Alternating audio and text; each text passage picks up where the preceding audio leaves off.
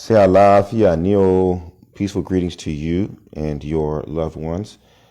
Have you ever had a experience wherein after a lot of effort, a lot of prayer, you know, a lot of prayer, a lot of contemplation, a lot of begging the divinities, begging Olodumare, begging the ancestors, you just look up and you feel like my prayers are not being answered?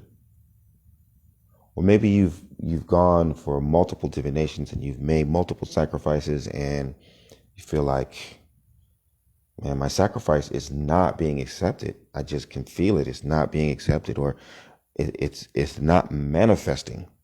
I know it. It's just not manifesting. I'm not seeing it the way I know it can be, or it's manifesting for a day or for an hour or a week, but then something happens and it seems like everything lapses right back into the same old rut. Or maybe you've even undergone rituals and ceremonies. You may have received different icons or been fully initiated to certain deities, and you're doing what you think you ought to be doing, but somehow it just isn't popping, right? You're not seeing the desired effect. You're not having that experience of connectivity with the spirits, with the divinities, with the earth, with creation. You just feel that something is missing. Okay? Something is missing. And that's what I want to address today, because we don't really give enough attention to some of the basic building blocks that are essential to our prayers being answered. They're absolutely necessary to our sacrifices manifesting. These things are indispensable to our ability to participate in ceremonies and have those ceremonies create the kinds of desired outcomes that are going to help us fulfill our destiny in this space and time. And that's what I want to share with you today. There's 3 spiritual weaknesses. They block everything. They prevent everything from manifesting fully. They get in the way of your ability to fully live the medicine that will heal your life and heal the lives of those who you're destined to serve. All right. Now, this is based in part on my observation of thousands of people. Over the years, I have worked with thousands of people. And when I talk to them, either formally or informally, interviewing them, or in the process of treating them, tending to them, these trends crop up again and again and again. Okay. But Ifa is also filled with stories of people who were going and they were making sacrifices and they weren't manifesting. People who were making prayers and the prayers were being unheard. Sometimes Ifa will give us that message directly to the client. You have been praying, but your prayers have gone unanswered. Okay, you've been making sacrifices and the sacrifices are not being accepted, right? So what's the problem? Let's get down to very basic. The first problem that I have observed, why your prayers go unanswered, why your sacrifices don't manifest. The first reason is because you don't have a clearly defined system. You don't have a system. No system, no power, right? The power cannot flow. All power operates within a system. If you think about power that flows through an electrical system, right, or a respiratory system, your automobile. I've talked about this all the time, right? There's the fuel system. If you don't have a system, then you can't conduct power. And when it comes to Orisha lifestyle, there are a variety of different elements that go into the system. You got the sacred text, for example, that I just was alluding to. Sacred text is indispensable to your system. You have a calendar that dictates when certain things happen, when certain things don't happen. It's essential to the system, right? Your system has, our system has different spiritual bodies. We have, the societies of different Orisha. You have the Oshun people, the Shongo people, Ifa people, Obatala people. All of them are societies, and they are part of the system. Within those societies, you have different kinds of observances or taboos. Okay, you can't have an Orisha system without taboos. There are things that you can't do and things that you have to do. That's part of the system. On and on. There are these crucial key elements that you cannot remove them and call it a system. You can't participate in this practice without all of those elements being aligned. Okay, that is what makes the system. And without those different practices, without those different elements, your system is incomplete or your system is contradictory. This is crucial as a first step because we have a considerable number of people, or percentage of people, probably better said, who are anti-religion, right? And I get it. There's a lot of people who have been Christian, they have been Muslim, and they have been other things, right? Maybe they practice Buddhism or Hinduism or something. And as a result, they don't want to associate with anything that they will consider formal religion because they associate it with whatever negative experiences they had in a different religion. And you got to get over that, because Orisha lifestyle is absolutely a religious practice. It's not limited to religion because it does include history and science and mysticism and medicine and a bunch of other things that we would, call disciplines in the Western world. But religion is part of the process. It is a religious movement. It is a religious practice. And as such, you have to respect the religious dimension of what we're doing so that you can appreciate and engage in all of those different aspects of the system that I was describing before. Without that, without the system, like I said, everything that you do can be in misalignment, or it could even be contradictory to one another. You could be saying different prayers that contradict the day that you're operating, right? You could be doing certain rituals in a way that contradicts the spirit that you want to evoke.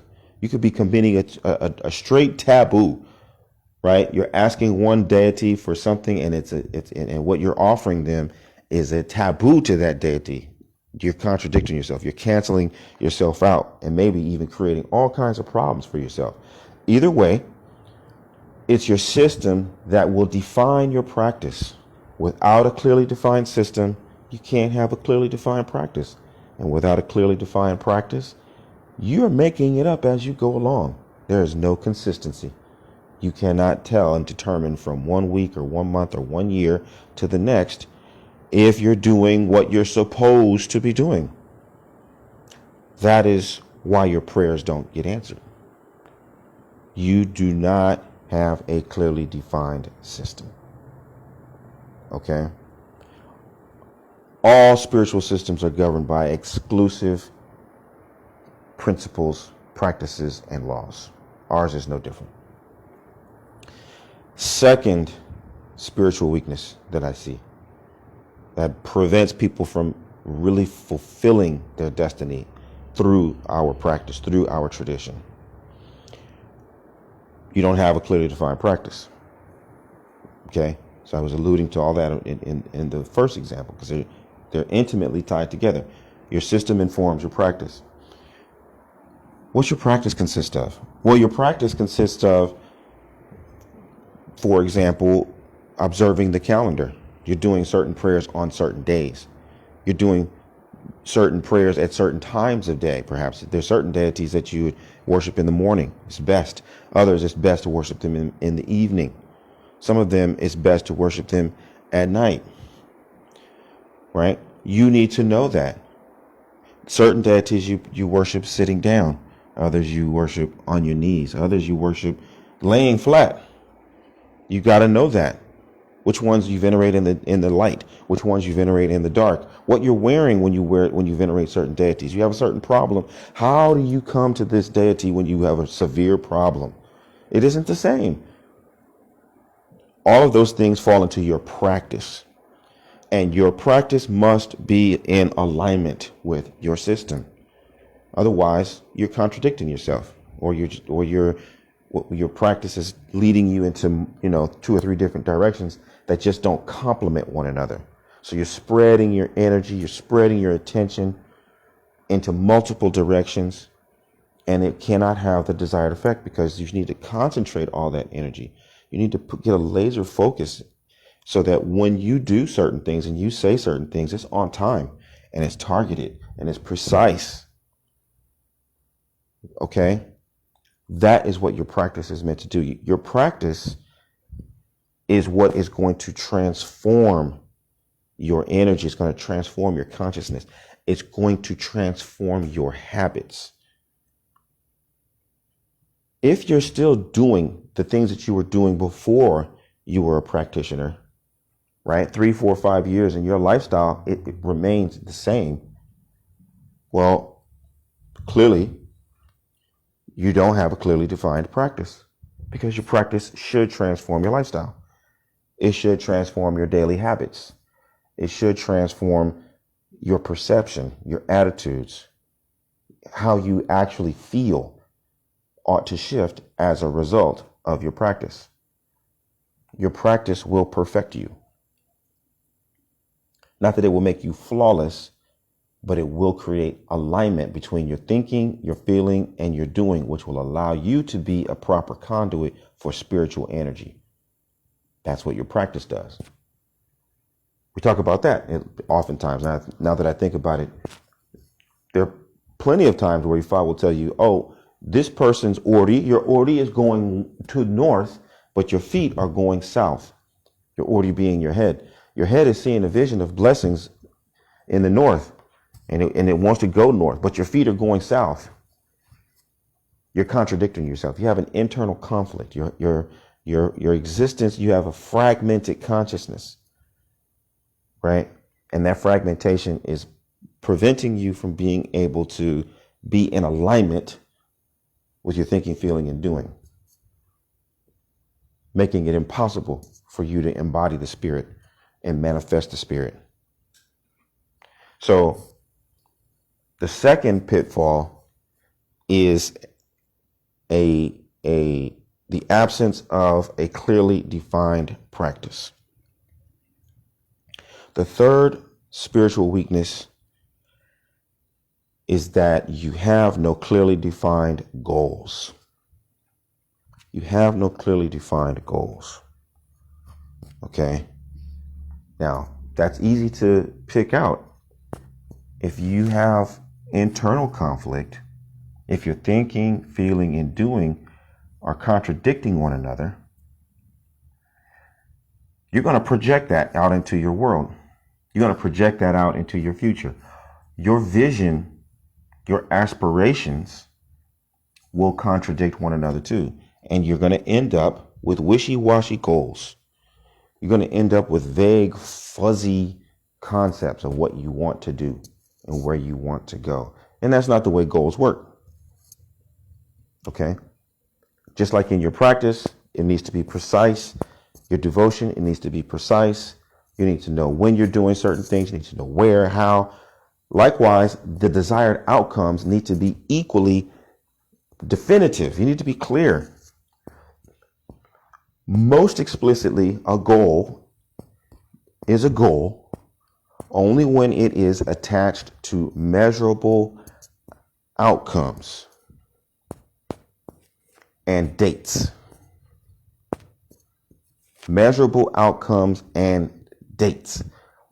For example, by December 31st, 2021, I will earn $44,000 per month. Or by December 31st, 2021, I will be happily married to Dr. Adewa. By December 31st, 2021, I will, um, I will have, written another book, right? These are just examples of things that constitute real goals. There's a date and there's a measurable outcome. Either I've accomplished it or I haven't accomplished it by a specific time. That's a goal. That's a goal. Okay. Now, if you doubt the value of a goal, of a measurable goal, I want you to look out into all creation. I want you to look at the rivers, the stones, and the birds, and the insects, the flowers, the herbs. And I want you to understand that all of those things were created. They were created. They aren't accidents. They were created. Each bird was created. Each insect was created. And they were created with a very specific function in mind. They have a place in the natural order. Every planet has a place in the cosmos. So does every person. You were created specifically, precisely. That is how creation works. It's not accidental. It's not just like what kind of sort of happens, by accident. No, it's exact. Somebody has a vision and they say, this is what I want to create for this purpose. You, as an agent of creation, are also obliged to be precise and definitive about what you're making. So, in order for your prayers to be answered, you've got to be praying for something specific. To put it very simply, you got to know what you're trying to create. If you're preparing a meal, you know what you're making, before you start cooking. You're sewing a garment, you know what garment you're making before you start cutting fabric and before you start sewing. You're driving in the car, you're going to a specific destination. You know where you're going before you start the car and before you drive off.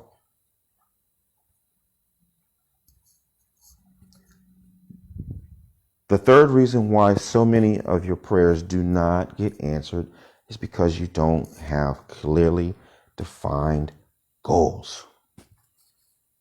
Before you start doing rituals and ceremonies and, having readings,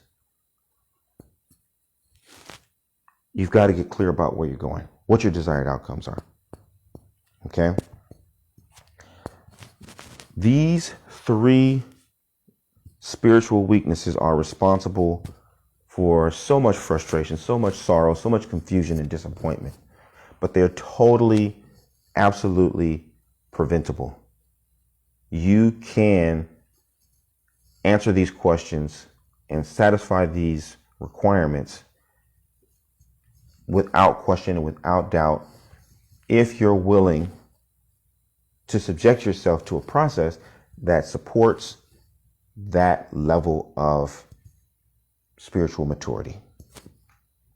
Okay? That's what it boils down to. Do you have the spiritual maturity that's necessary for you to adopt a really clearly defined system? Are you mature enough to do that?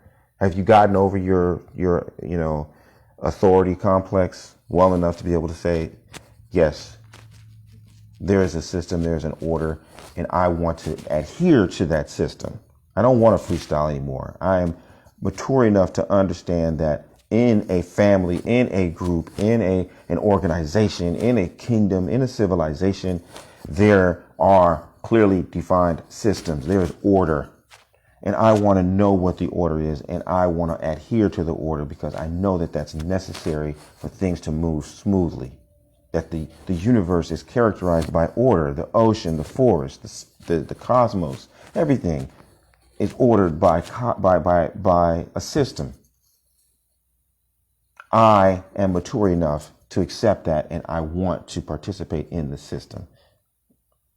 If you're at that stage in your development, then there's something for you in the School of Orisha Studies. There's something for you in the Orisha Lifestyle Academy. If you are at the stage of spiritual maturity wherein you understand and appreciate and respect the need for a clearly defined practice, you understand that there are things that you should do and a way that you should do them. You understand that there's a recipe and you're willing to follow the recipe of life. You don't want to just keep making it up as you go. You understand that a recipe does not kill creativity. It does not kill innovation. It does not mean that because you follow a practice and you do things in a specific way, it doesn't mean that you can never, ever have original thought. It doesn't mean that. If you're at that level, see, that's a level of spiritual maturity. When we're spiritual teenagers, we think that we got to be so eclectic and we've got to be able to just do anything we want and wear anything we want and say anything we want. But when we grow out of our spiritual teenage, stage and we become spiritual grown-ups, we start to appreciate there are ways to get things done. There are practices. There are intervals. There's a way you take care of your car. There's a way you take care of your house. There's a way you take care of your mind. There's a way you take care of your body. There is a way that you take care of your spirit. And you want to know what the best practices are so that you can transform and elevate and become perfected in your chosen destiny. If you're at that stage, we have something for you in the School of Orisha Studies and the Orisha Lifestyle Academy. We want you to refine your practice, and we have the resources to help you do so.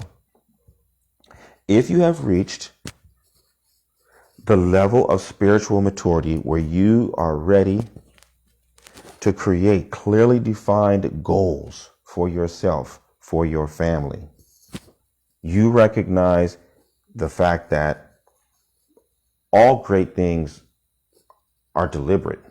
Sure, there's some wonderful things that happen spontaneously, and there's some tragic things that take place spontaneously as well.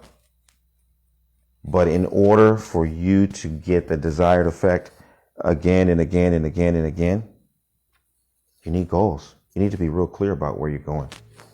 You don't want to just wander anymore. You don't want to just, start doing things and wait and see. Okay? And measuring your success based on, luck of the draw.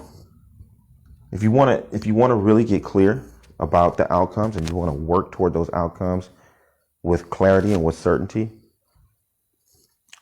we have something for you in the School of Orisha Studies and the Orisha Lifestyle Academy. We are working to help our students and our members to get very clear about setting goals, visionary goals for your life. Okay? And so no matter if you join the School of Orisha Studies or if you pursue your spiritual development elsewhere, I hope and pray that in this season you will overcome the 3 spiritual weaknesses that prevent prayers from being answered. I invite you to learn more about what we do and who we are by visiting obafemio.com or orishalifestyle.com. Many blessings to you and yours, and I look forward to teaching and learning with you more in the future. Bye for now. Odabu.